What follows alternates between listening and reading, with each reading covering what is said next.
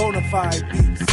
Heavy hit splits, wild file style, freak flows fast, close chord dial, make links slate at the 8 pass, make more papes, too tired crash, self-serve cake, all night nag, hurry home now, girl. Welcome everybody back to the post-draft episode of the Deep Water Podcast. What are we going to talk about today?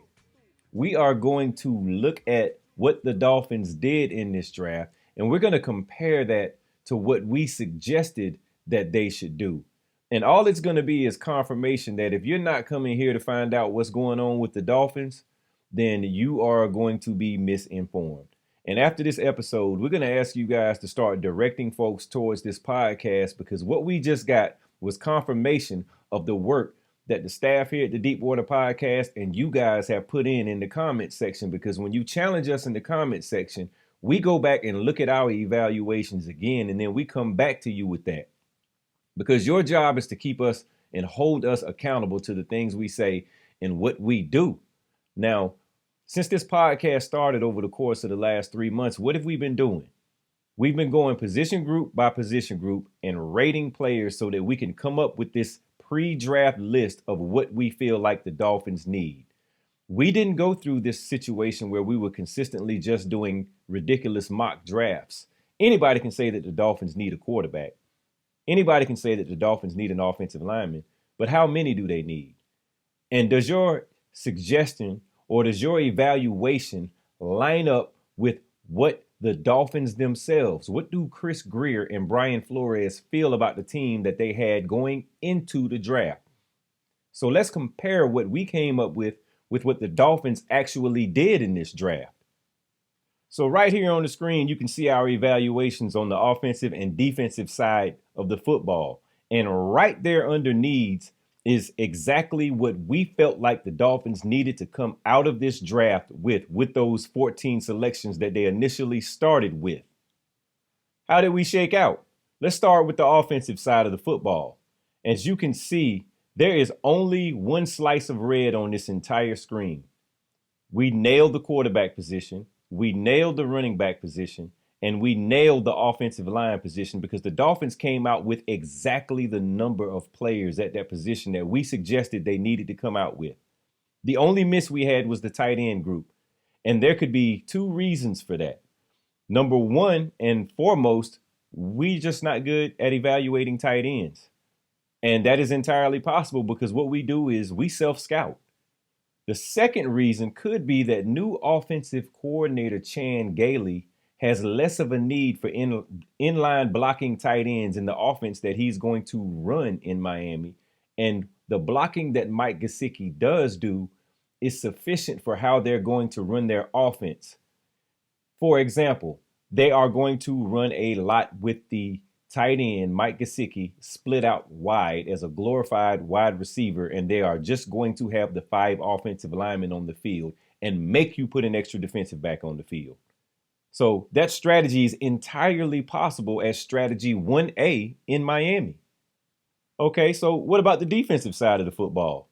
As you can see, going into the draft, we felt like Miami needed to come out with 2 safeties, a defensive tackle / nose tackle in any form of combination, whether that's 2 defensive tackles or 2 nose tackles, but someone who can play either one of the techniques, and a defensive end and an outside linebacker. So as you can see, we came close to nailing that with a couple of asterisks. And the first asterisk is Noah Igbenogany. I hope I pronounced that young man's name right. If not, someone please correct me in the comment section. But can he play safety? We know Brandon Jones is a safety, and it's kind of an amorphous term once again in Brian Flores' defense because he expects position flexibility, especially out of his defensive backs. He wants a lot of them to play corner and a lot of them to play safety. And if we change that safety to defensive back, we would have nailed that also. But what do? We're going to be our worst critics here at this show, and we're going to color that in as yellow. Now, on the defensive line, we suggested they needed a defensive end and that defensive tackle, nose tackle position I talked about. And they brought in Raekwon Davis in Alabama. And if you scroll through Raekwon's tape at Alabama, he played all over the line of scrimmage. So he can play defensive tackle. He can play nose tackle. He can be in the 3 or he can be 0 straight up over that center. Jason Strowbridge, the defensive end out of North Carolina, you know what he could do in North Carolina? He could kick inside and play defensive tackle. But we listed him, and that was on passing downs, but we listed him as a defensive end because that will fit our criteria of what we felt like the Dolphins needed to do. And at outside linebacker, they brought in Curtis Weaver from Boise State. And as you know, he's listed also as edge, which is an amorphous term for an edge-setting outside linebacker who can also stick his hand in the dirt and play defensive end. So if you look at what our evaluations were going into this draft, we pretty much nailed it. And I promise you, if you go to a lot of other podcasts or beat writers or folks covering the Dolphins, they spent most of their time saying the Dolphins need an offensive lineman. Well, how many? The Dolphins need a quarterback, a running back, a linebacker. Well, how many? So you guys have been here with us from the beginning, and this should serve as confirmation that you're coming to the right place when you really want to know what's going on with the Dolphins. And that's a fact. There's no way around it. Here's the link to the episode that was posted before the draft, and the young folks call these receipts. So here are the receipts.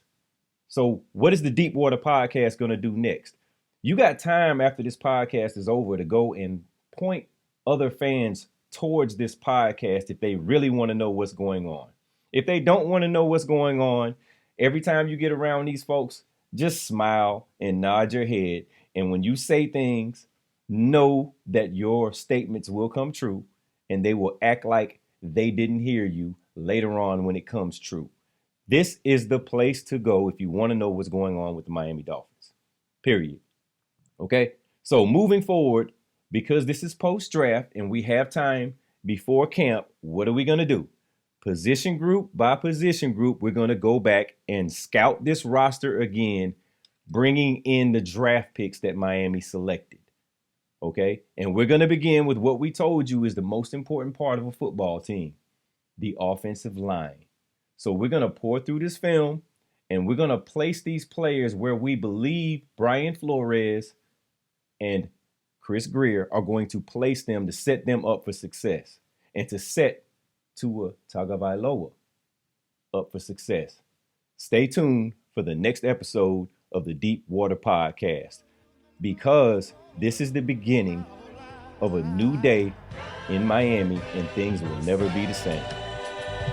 City overpowers the country. Asphalt rolling over animals and trees, and y'all still sleep. Red dirt used for clay brick. The country overpowers the city on some rain shit. Broke it all down in the slot where the hogs be. Chickens in the backyard, dog on the ground sleep. Pond in the front yard, that's where the fish at. The city sold the country for their shit in the contract. Now they got beef, but the stock is the same world. Flexing on each other when they same girl. City made commerce to feed the illusion. Country did double up green with dead men. Fuel to the fire, we both got burnt quick.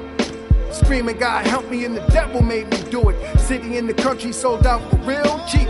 Worry about each other when the beast gotta eat. The beast gotta eat. The beast gotta eat. The beast gotta eat. The beast gotta eat. The beast gotta eat.